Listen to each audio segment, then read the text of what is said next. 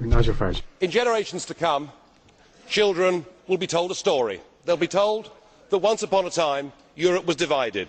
There was a big wall down the middle of it, and the people in the East were very poor, and they had no democracy, and they lived under an evil system called communism that killed millions of its own people. But joy of joys, the wall came down, and we finished up with 27 nations, and those people lived in democracy, and 500 million people lived in peace. But sadly, no, there is more.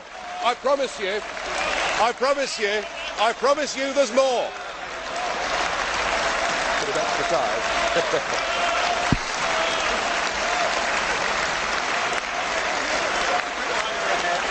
Thank you. I should just sit down now.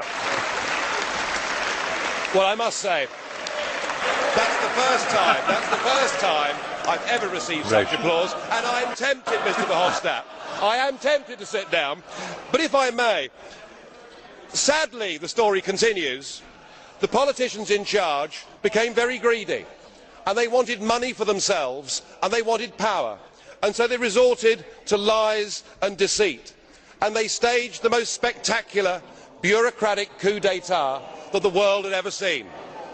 But they didn't need to use any bullets to do it. They were much cleverer, much more scheming than that. No, what they did is they put in place a new treaty. It was called the Lisbon Treaty. And then they gave 27 people total unlimited power. These were to be the people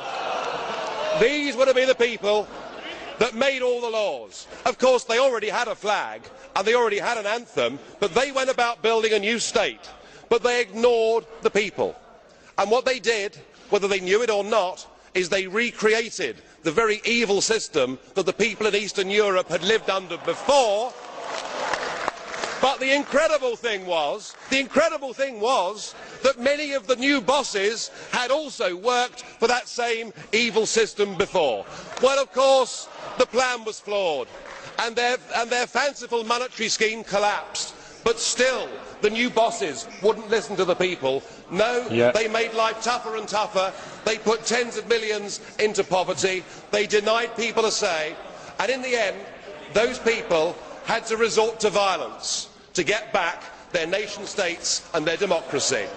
And the moral of the story is they had learnt nothing from history.